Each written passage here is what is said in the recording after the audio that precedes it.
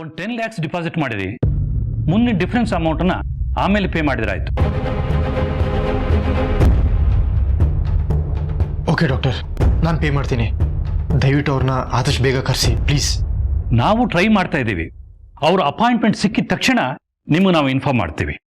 Okay doctor, thank you so much.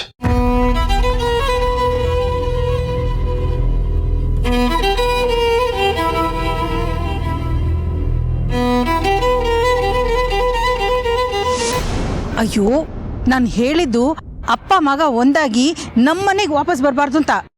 ಹೌದಾ? ನೀವು ಹಿಂಗ ಹೇಳಿದ್ದು.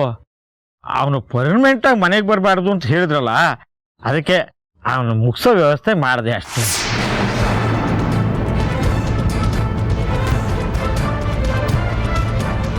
ತಾಯಿ, ನೀವು ಮಾತಾಡಿದ್ದೆಲ್ಲ ನನ್ನ ಫೋನಲ್ಲಿ ರೆಕಾರ್ಡ್ ಆಗಿದೆ. ನೀವು ಹೆಂಗೆ ಹೇಳಿದ್ರೋ ಹಂಗೆ ಮಾಡಿದ್ದೀನಿ. ಏನಾದರೂ ಹೆಚ್ಚು ಕಮ್ಮಿ ಆದರೆ ಎಲ್ಲರೂ ಸಿಕ್ಕಾಕೋತೀವಿ. ನಿಮ್ಮ ಜೊತೆ ನಾನು ಐಡಿಯಾ ಕೊಟ್ಟಿದ್ದು ನೀವೇ, ಅದನ್ನು ಮಾಡಿದ್ದೀನಿ. ನಾನೇನಾರ ಪೊಲೀಸವ್ರು ಸಿಗಾಕೊಂಡ್ರೆ ಮೊದಲೇ ಹೆಸರು ಹೇಳಿದ್ರೆ ನಿಮ್ಮದೇ. ನೀವು ಹೇಳಿರೋದಕ್ಕೆ ಮಾಡಿದ್ದೀನಮ್ಮ, ಮನಸ್ಸಲ್ಲಿ ಇಟ್ಕೊಳ್ಳಿ.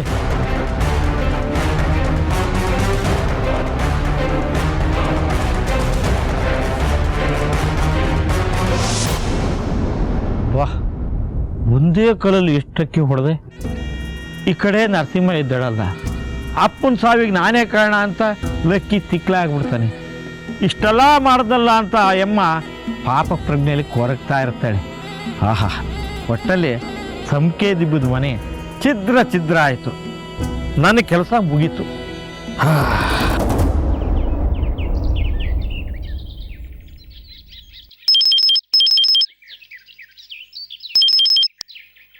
ಹೇಳೋಲಕ್ಕಿ, ಅಪ್ಪ ಹೇಗಿದ್ದಾರೆ ಈಗ? ಬರೋಣ ಅಂತ ಇದ್ದ ನೋಡೋಕ್ಕೆ. ಅದೇ ವಿಷಯ ಮಾತಾಡೋಣ ಅಂತ ಫೋನ್ ಮಾಡಿದೆ ಕಣೋ. ಏನಾಯ್ತು? ಅಪ್ಪನ ಟ್ರೀಟ್ಮೆಂಟ್ಗೆ ದುಡ್ಡು ಬೇಕು. ಸ್ವಲ್ಪ ದುಡ್ಡು ಅರೇಂಜ್ ಮಾಡೋಕ್ಕಾಗುತ್ತಾ? ಹೌದಾ, ಎಷ್ಟು ಬೇಕಾಗಿತ್ತು ಹೇಳು? 10 ಲಕ್ಷ. 10 ಲಕ್ಷನಾ? ಹೌದು ಕಣೋ, ಸ್ವಲ್ಪ ಕ್ರಿಟಿಕಲ್ ಆಗಿದೆ. ಹುಷಾರಾಗಿದ್ದರೆ ನಾಳೆ ಡಿಸ್ಚಾರ್ಜ್ ಮಾಡ್ಕೊಂಡ್ಬರ್ತೀನಿ ಅಂತಿದ್ದೆ. ಆದರೆ ಇದ್ದಕ್ಕಿದ್ದಂಗೆ ತುಂಬ ಕಾಂಪ್ಲಿಕೇಶನ್ ಸ್ಟಾರ್ಟ್ ಆಗಿದೆ. ಫಾರಿನಿಂದ ಡಾಕ್ಟರ್ ಕರೆಸ್ತಾ ಇದ್ದಾರಂತೆ. ಅದಕ್ಕೆ ಒಂದು 10 ಲಕ್ಷ ಡೆಪಾಸಿಟ್ ಮಾಡಬೇಕು ಅಂತ ಹೇಳಿದ್ರು. ಹೌದಾ, ಸರಿ, ನಾನು ಹೇಗಾದರೂ ಅರೇಂಜ್ ಮಾಡೋಕ್ಕಾಗತ್ತಾ ಅಂತ ನೋಡಿ ನಿನ್ಗೆ ಹೇಳ್ತೀನಿ ಕಣೋ. ಸ್ವಲ್ಪ ಅರ್ಜೆಂಟ್ ಇದೆ ಕಣೋ, ಪ್ಲೀಸ್ ಹೇಗಾದರೂ ಮಾಡೋ. ನನಗೆ ಅರ್ಥ ಆಗುತ್ತೆ ಕಣೋ, ನೀನೇನು ವರಿ ಮಾಡ್ಕೊಂಬೇಡ. ನಾನು ಹೇಗಾದರೂ ಮಾಡಿ ಅರೇಂಜ್ ಮಾಡ್ತೀನಿ.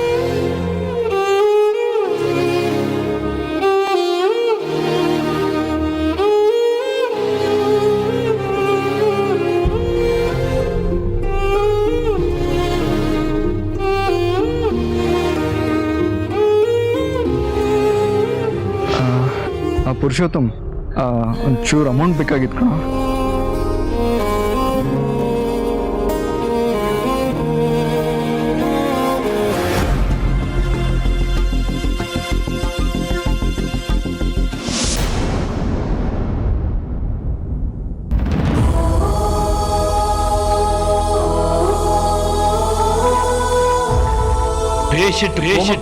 ಹೋಗೋದಕ್ಕೆ ನೀವು ಕೊಟ್ಟಿರೋ ಮೆಡಿಸಿನ್ಸೇ ಕಾರಣ.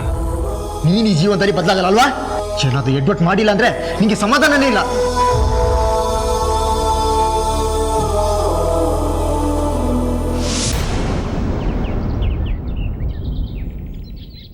ಹಲೋ ಮಗ, ನಿನ್ಗೆ ವೇಟ್ ಮಾಡ್ತಿದ್ದೆ ಕಣ. ಸಾರಿ ಕಣ, ಅರೇಂಜ್ ಆಗಲಿಲ್ಲ. ನಿನಗೆ ಫೋನ್ ಮಾಡೋಣ ಅಂತ ಅಂದ್ಕೊಂಡೆ, ಬರದೆ ವಾಸಿ ಅನಿಸ್ತು. ಅಂದರೆ ಅರೇಂಜ್ ಮಾಡ್ತೀನಿ ಅಂತ ಹೇಳಿದ್ನಲ್ಲ, ಅದು ಅರೇಂಜ್ ಮಾಡೋಕ್ಕಾಗಿಲ್ಲ ಕಣ.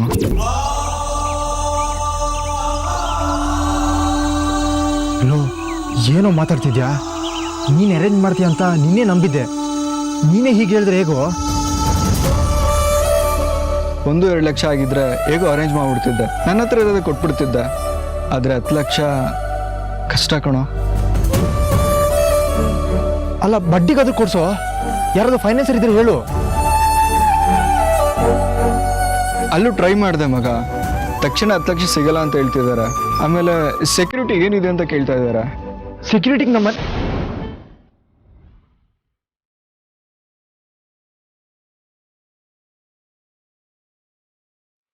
ಆ ಮನೆ ನಮ್ಮ ಹೆಸರಲ್ಲಿಲ್ಲ, ದೊಡ್ಡಪ್ಪನ ಹೆಸರಲ್ಲಿದೆ. ಅದೇ ಮಗ, ಈಗಿದೆ ಸಿಚುವೇಶನ್. ನನ್ನ ಪರ್ಸನಲ್ ಕೆಪಾಸಿಟಿಲಿ 10 ಲಕ್ಷ ಹೊಂದ್ಸೋದು ಕಷ್ಟ ಇದೆ.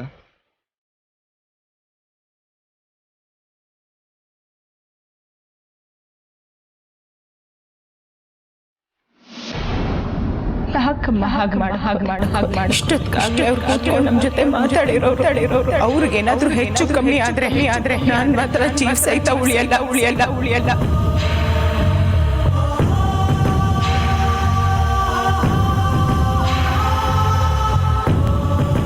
ನೀನಿದ್ರೆ ಏನಾದ್ರು ಅಡ್ವರ್ಟ್ ಮಾಡ್ತಾನೆ ಇರ್ತೀನಿ. ಅಪ್ಪನ ಪ್ರಾಣ ಬೇಕಾದ್ರು ತೆಗಿತ್ಯಾ. ನೀನಿಲ್ಲಿ ಒಂದು ಕ್ಷಣನೂ ಇರಬಾರ್ದು. ಹೊರಟೋಗು.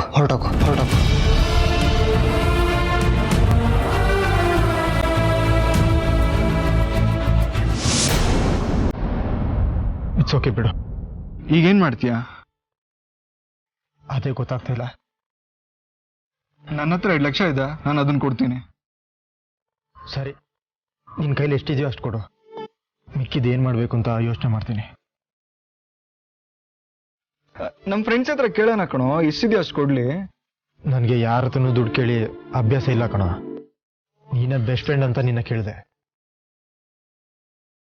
ಬಟ್ ಕಂಡೀಷನ್ ಈಗಿದೆಯಲ್ಲ, ಏನಾದರೂ ಮಾಡಲೇಬೇಕು. ಇನ್ನು 8 ಲಕ್ಷ ಬೇಕು. ಯಾರ ಹತ್ರ ಕೇಳಬೇಕು ಅಂತ ಗೊತ್ತಾಗ್ತಿಲ್ಲ. ನಮ್ಮ ಕಬಡ್ಡಿ ಟ್ರೈನಿಂಗ್ ಬರ್ತಾರಲ್ಲ, ಆ ಹುಡುಗರ ಹತ್ರ ವಿಚಾರಿಸ್ಲಾ? ಬೇಡ ಕಣೋ, ಯಾರ ಹತ್ರನೂ ಕೇಳೋದು ಬೇಡ. ಮಿಸ್ಯೂಸ್ ಮಾಡ್ಕೋತಾ ಇದ್ದೀನಿ ಅನ್ಕೋತಾರೆ. ಫ್ರೆಂಡ್ಶಿಪ್ಪಲ್ಲಿ ವ್ಯವಹಾರ ಚೆನ್ನಾಗಿರಲ್ಲ. ನಾನೇ ಹೇಗಾದರೂ ಅರೇಂಜ್ ಮಾಡ್ಕೋತೀನಿ ಬಿಡು. ಸರಿ ಮಗ, ಥ್ಯಾಂಕ್ಸ್ ಕಣ. ಹುಷಾರು.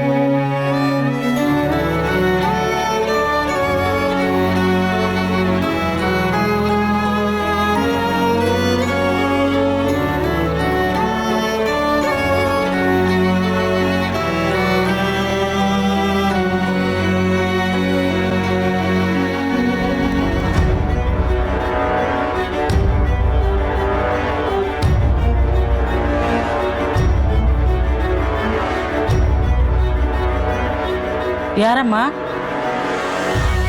ನೋಡಮ್ಮ, ಯಾರು ನೀನು? ಏನಮ್ಮ? ಏ ವಸಂತ, ಬಾರ ಇಲ್ಲಿ. ಏನಾಯ್ತಮ್ಮ? ಏನೇ ಹುಡುಗಿ ಮಾತಾಡ್ತಾ ಇಲ್ಲ ನೋಡು. ಹಲೋ ಇವರೇ? ಹಲೋ,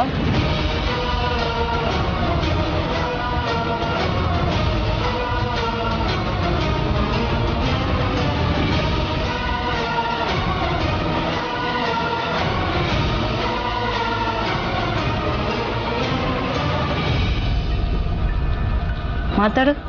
ಇಲ್ಲಿ ನೋಡಮ್ಮ. Hello madam. ಹಲೋ. ಹಲೋ. ಇಲ್ಲಪ್ಪ, ಏನಾಯ್ತು? ಯಾರಿವರು? ಯಾರೋ ಗೊತ್ತಿಲ್ಲ ಸರ್. ನಾವೆಲ್ಲ ಸರ್ ಅವಾಗಿಂದ ಎಬ್ಬರಿಸ್ತಾನೆ ಇದ್ದೀವಿ, ಎದ್ದೇಳ್ತಾನೆ ಇಲ್ಲ. ಓಹೋ, ಮಗು ಬರೀ ಕಣ್ಬಿಡಮ್ಮ.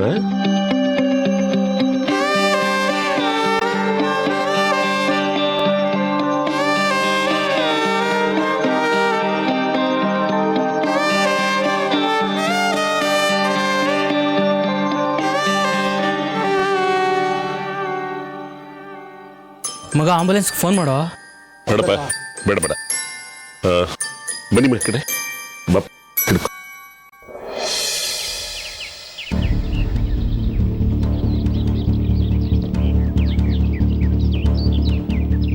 ಲಕ್ಕಿ, ಏನಾಯ್ತು? ಏನಿಲ್ಲಮ್ಮ, ಫ್ರೆಂಡ್ಸ್ಗೆ ಫೋನ್ ಮಾಡಿದ್ದೀನಿ, ದುಡ್ಡು ಅರೇಂಜ್ ಆಗುತ್ತೆ. ಚಂದ್ರು ಬಂದಿದ್ದ? ಅವನಿಗೂ ಹೇಳಿದೆ ಸ್ವಲ್ಪ ಅಮೌಂಟ್ ಅರೇಂಜ್ ಮಾಡು ಅಂತ.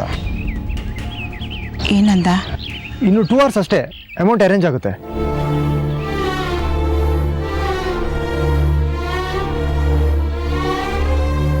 ಲಕ್ಕಿ, ನಾನು ಸ್ವಲ್ಪ ಹೊರಗೆ ಹೋಗಿ ಬರ್ತೀನಿ, ನಿನ್ನ ಅಪ್ಪನ ಜೊತೆ ಇರೋ. ಎಲ್ಲಿಗೆ ಹೋಗ್ತಾ ಇದೆಯಮ್ಮ? ಎಲ್ಲಿಗೆ ಅಂತ ಕೇಳಬೇಡ, ಒಂದು ಮುಖ್ಯವಾದ ಕೆಲಸ, ಬೇಗ ಬಂದ್ಬಿಡ್ತೀನಿ. ಆದರೂ ಅಪ್ಪನ ಬಿಟ್ಟು ನೀನಿದೆಯಲ್ಲೋ, ಅಪ್ಪನ ಜೊತೆ ಇರೋ, ಬೇಗ ಬಂದ್ಬಿಡ್ತೀನಿ.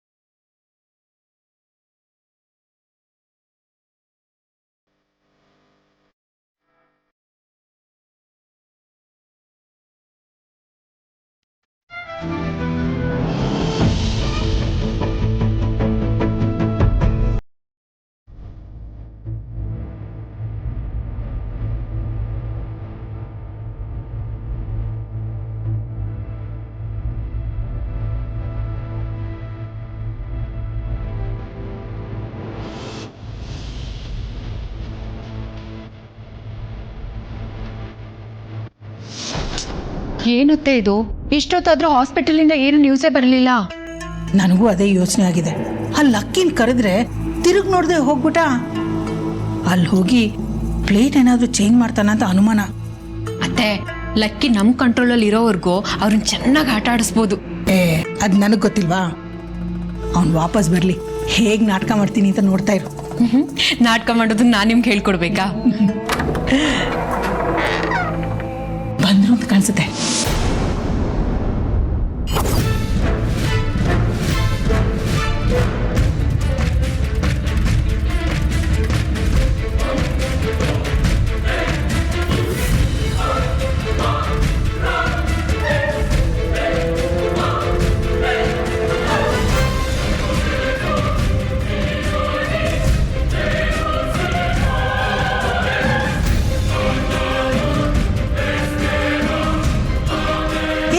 ನಿಂತ್ಕೊಳ್ಳಿ ಸುಮತಿ, ಇದೇನು ಒಳ್ಳೆ ಗೂಳಿ ನುಗ್ದಾಗ ನುಗ್ತಾ ಇದೆಯಲ್ಲ. ಇದೇನು ಧರ್ಮಛತ್ರ ಅಂತ ಅನ್ಕೊಂಡ್ಯಾ? ಬೇಕಾದಾಗ ಬರೋದಿಕ್ಕೆ, ಬೇಡ ಅಂತಂದಾಗ ಹೋಗೋದಿಕ್ಕೆ. ನಾನೇನಿಲ್ಲಿ ಇರೋದಕ್ಕೆ ಬಂದಿಲ್ಲ ಅಕ್ಕ. ಹಾ, ನೀನ್ ಇರ್ತೀನಿ ಅಂತ ಹೇಳಿದ್ರು ಆರತಿ ಮಾಡಿ ಒಳಗ್ ಕರ್ಕೊಳಕ್ಕೆ ಯಾರೂ ಇಲ್ಲ. ಅವ್ರು ಏನಾದ್ರು ನೋಡಿದ್ರೆ ಬೈತಾರೆ. ಹೊರಡು ನೀನು. ಯಾಕೆ ಬೈತಾರೆ? ಅಂಥದ್ದೇನು ಮಾಡಿದ್ದೀನಿ ನಾನು? ಅಲ್ಲ ಚಿಕ್ಕತ್ತೆ, ನೀವು ಮನೆಗೆ ಬರೋದೇ ಬೇಡ ಅಂತ ಕೂತಿದ್ದಾರೆ. ನೀವು ಮನೆಗೆ ಬಂದಿರೋದು ನೋಡಿದ್ರೆ ಅವ್ರು ಸುಮ್ಮನೆ ಇರ್ತಾರಾ? ಅದೇ ಏನು ತಪ್ಪು ಮಾಡಿದ್ದೀನಿ ನಾನು? ಮನೆ ಮರ್ಯಾದೆ ಹರಾಜ್ ಹಾಕಿದ್ಯಾ? ಸಾಲ್ದಾ? ನಿನ್ ನೆರಳು ಕಂಡ್ರು ಅವ್ರಿಗಾಗಲ್ಲ. ನೀನಿಲ್ಲಿರೋದು ಏನಾದರೂ ಅವ್ರು ನೋಡಿದ್ರೆ ಅಷ್ಟೇ. ನಿನ್ನ ಒಳ್ಳೇದಕ್ಕೆ ಹೇಳ್ತಾ ಇರೋದು. ಹೋಗ್ತಾ ಇರು. ಇಲ್ಲ ಅಕ್ಕ, ನಾನು ಎಲ್ಗೂ ಹೋಗಲ್ಲ. ಭಾವನ ಹತ್ರ ಮಾತಾಡಬೇಕು ಅಂತಾನೆ ಬಂದಿದ್ದೀನಿ. ಇವತ್ತು ಭಾವ ನನ್ನ ಪ್ರಶ್ನೆಗೆ ಉತ್ತರ ಕೊಡಲೇಬೇಕು. ಅದೇನೇ ಪ್ರಶ್ನೆ? ನನ್ನನ್ನೇ ಕೇಳು, ನಾನೇ ಉತ್ತರ ಕೊಡ್ತೀನಿ. ಏನದು ರೇವತಿ?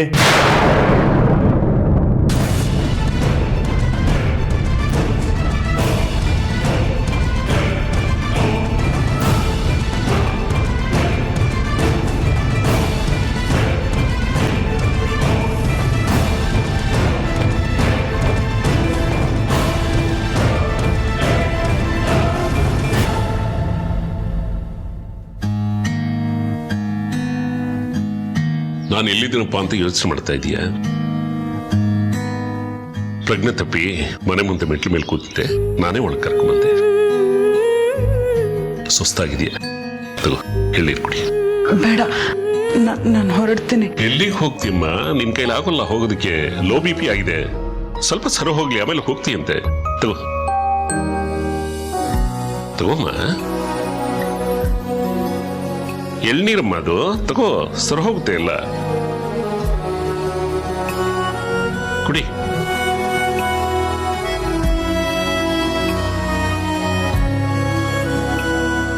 ತಗೋದು. ಅದಾದ್ಮೇಲೆ 2 ಬಾಳೆಹಣ್ಣು ತಿನ್ನು, ಎಲ್ಲ ಸರಿ ಹೋಗುತ್ತೆ. ನಾನು ಇಲ್ಲಿ ಹೊರಗಡೆ ಕೂತಿರ್ತೀನಿ, ಸರಿ ಹೋಯ್ತು ಅಂದಾಗ ನನಗೆ ಹೇಳು. ತಗೋ, ಸುಧಾರಿಸ್ಕೊ.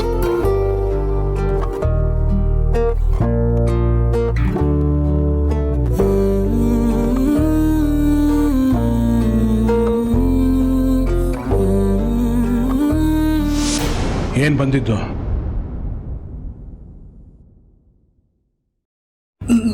ನೋಡ್ರಿ, ಹೇಳ್ದೆ ಕೇಳದೆ ಬಂದ್ಬಿಟ್ಟಿದ್ದಾಳೆ, ಅದಕ್ಕೆ ಕಳಿಸ್ತಾ ಇದೆ.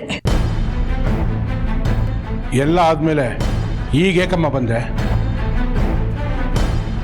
ಏನಾಗಿದೆ ಭಾವ ಅಂತದ್ ನಮ್ಮಿಂದ, ಅದನ್ನೇ ಕೇಳಕ್ ಬಂದಿದ್ದೀನಿ.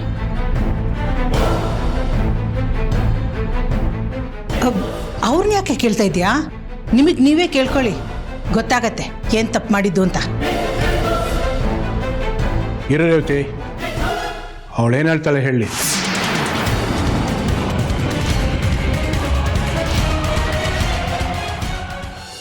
ಅವರು ಆಸ್ಪತ್ರೆಯಲ್ಲಿದ್ದಾರೆ. ಓ, ಗೊತ್ತು ಗೊತ್ತು. ವಯಸ್ಸು ಹುಡುಗರ ಜೊತೆ ಕಬಡ್ಡಿ ಆಡಕ್ ಹೋಗಿದ್ದ, ಎದೆ ಹಿಡ್ಕೊಂಡು ಬಿದ್ದೋದ. ಈ ವಯಸ್ಸಲ್ಲಿ ಇದೆಲ್ಲ ಬೇಕಿತ್ತಾ? ನಾವೇನ್ ತಪ್ಪು ಮಾಡಿದ್ವಿ ಭಾವ? ಯಾಕೆ ಈ ರೀತಿ ಶಿಕ್ಷೆ ಕೊಡ್ತಾ ಇದ್ದೀರಾ? ಅಯ್ಯೋ, ಇವ್ರೇನೇ ಶಿಕ್ಷೆ ಕೊಡ್ತಾ ಇರೋದು ನಿಮ್ಗೆ? ನೀವೇ ತಾನೇ ನಮ್ ಸಂಬಂಧನೇ ಬೇಡ ಅಂತ ಅನ್ಬಿಟ್ಟು ಮನೆ ಬಿಟ್ಟು ಹೋಗಿದ್ದು. ನಾವೇನ್ ಸಂಬಂಧ ಬೇಡ ಅಂತ ಹೋಗಿರ್ಲಿಲ್ಲ ಅಕ್ಕ. ಹೆತ್ತ ಮಗ ಮುಖ ಕೊಟ್ಟು ಮಾತಾಡ್ತಿರ್ಲಿಲ್ಲ, ನಮ್ಮನ್ನ ಹೊರಗೆ ನೋಡ್ತಾರ ನೋಡ್ತಿದ್ದ. ಹೀಗಿರ್ಬೇಕಾದ್ರೆ ನಾವ್ ಈ ಮನೇಲಿ ಹೇಗಿರಕ್ಕಾಗ್ತಿತ್ತು? ಮನೆ ಬಿಟ್ಟು ಹೋದ್ಮೇಲೆ ನರಸಿಂಹ ಅಣ್ಣ ಅನ್ನೋ ಸಂಬಂಧನೇ ಮರ್ತು ಬಿಟ್ಟಿದ್ದಾನೆ. ನನ್ನ ಜೊತೆಗೆ ಜಗಕ್ಕೆ ನಿಂತಿದ್ದಾನಲ್ವಾ? ಅವ್ರು ನಿಮ್ಮನ್ನ ಮರ್ತಿಲ್ಲ ಭಾವ. ಅಣ್ಣ ಅನ್ನೋ ಗೌರವ ಇವತ್ತಿಗೂ ಇದೆ.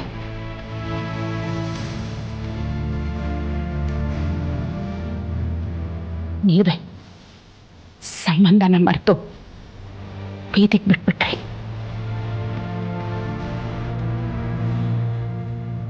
ಅವ್ರು ಯಾಕೆ ಬಿಡ್ತಾರೆ? ನೀವು ಮಾಡಿರೋ ತಪ್ಪು ನೀವು ಅನುಭವಿಸ್ತಾ ಇದ್ದೀರಾ, ಅವ್ರದ್ದೇನು ತಪ್ಪು? ತಮ್ಮ ಅನ್ನೋದು ಮರೆತು ಅವರನ್ನ ಅನಾಥರಾಗಿ ಮಾಡ್ಬಿಟ್ರಲ್ಲ, ಅದ್ ನೀವು ಮಾಡಿರೋ ದ್ರೋಹ ಅಲ್ವಾ?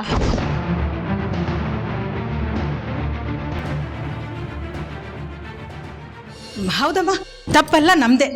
ನಾವೇ ನಿಮ್ಮನ್ನೆಲ್ಲ ಮನೆಯಿಂದ ಹೊರಗೆ ಹಾಕಿದ್ದು, ನರಸಿಂಹ ಆಸ್ಪತ್ರೆ ಸೇರೋ ಹಾಗೆ ಮಾಡಿದ್ದು. ಈಗ ಅದೆಲ್ಲ ಮಾತು ಯಾಕೆ? ನೀನು ಹೊರಡು. 1 ನಿಮಿಷ. ಅಲ್ಲ ರೀ, ನೀವೇನ್ರಿ ಇವಳ ಹತ್ರ ಮಾತಾಡೋದು? ನೀವು ಒಳಗೋಗಿ, ನಾ ಮಾತಾಡಿ ಕಳಿಸ್ತೀನಿ. 1 ನಿಮಿಷ.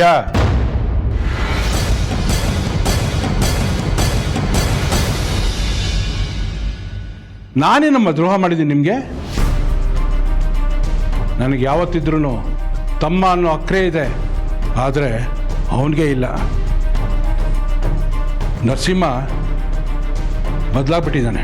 ಅವರೆಲ್ಲ ಭಾವ ಬದಲಾಗಿರೋದು, ನೀವು. ಕೈಯಲ್ಲಿ ಬಿಡಿಗಾಸಿಲ್ದೆ ಇರೋಕ್ ನೆಲೆ ಇಲ್ದೆ ಬೀದಿಲ್ ನಿಲ್ಲೋ ಪರಿಸ್ಥಿತಿ ತಂದವ್ರು ಯಾರು?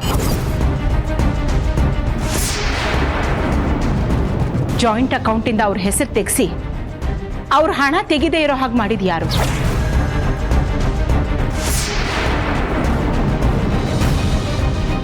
ಇದಕ್ಕೆಲ್ಲ ಯಾರು ಕಾರಣ? ನೀವೇ ಅಲ್ವಾ ಭಾವ?